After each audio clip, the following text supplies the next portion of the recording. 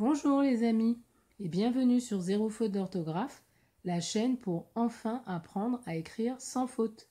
Mon nom est Angie et je suis votre coach en orthographe. Aujourd'hui, je vous propose d'apprendre à mettre les noms composés au pluriel.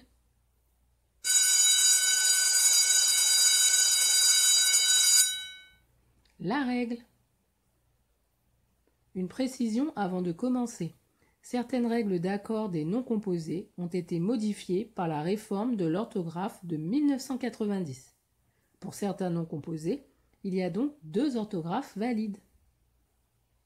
D'une manière générale, pour mettre au pluriel les noms composés avec trait d'union, il faut regarder la nature des mots qui les composent. Les noms et les adjectifs s'accordent. Les autres mots qui peuvent entrer dans la composition d'un nom composé sont invariables. Entrons maintenant dans le détail. Dans le cas d'un nom composé nom plus nom, adjectif plus adjectif ou nom plus adjectif, les deux mots prennent la marque du pluriel. On écrira des choux-fleurs et des sourds-muets. Attention aux exceptions, demi et semi, et grand et franc qui sont invariables devant un nom féminin. Dans le cas d'un nom composé, nom plus préposition plus nom, seul le premier mot prend la marque du pluriel.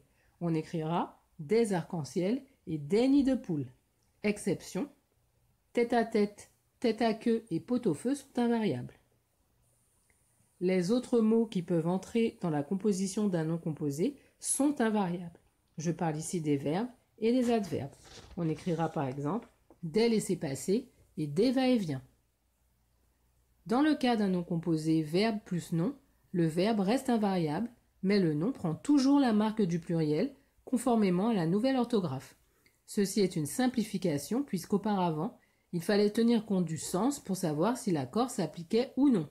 On écrira des cache-misères ou des brise-glaces. Évidemment, l'ancienne orthographe est toujours admise. Même chose dans le cas d'un nom composé préposition plus nom. Conformément à la nouvelle orthographe, le nom prend la marque du pluriel comme dans des après-midi ou des sans-abri. Compliqué, n'est-ce pas?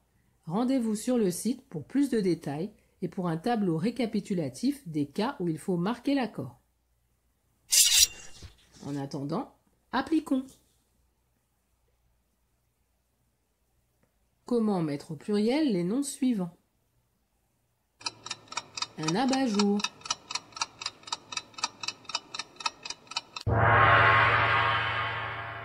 Il s'agit d'un verbe et d'un nom. Donc ici, la nouvelle orthographe comme l'ancienne peuvent s'appliquer. On trouvera des abat-jours sans accord conformément à l'ancienne orthographe et des abat-jours avec un S au nom conformément à la nouvelle orthographe.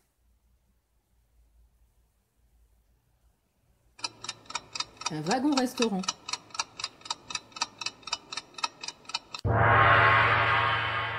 Il s'agit de deux noms. La nouvelle orthographe ne modifie pas la règle. Les deux noms prennent la marque du pluriel. On écrira des wagons-restaurants. Une franc-maçonne.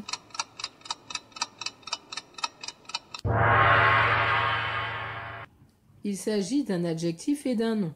La nouvelle orthographe ne modifie pas la règle. Les deux mots devraient s'accorder. Mais franc est une exception et reste invariable devant un nom féminin. Seul le nom prendra donc la marque du pluriel et on écrira des francs-maçonnes. Un chef-d'œuvre.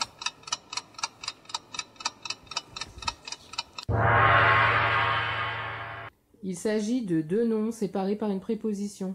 La nouvelle orthographe ne modifie pas la règle. Seul le premier mot prend la marque du pluriel et on écrira des chefs-d'œuvre.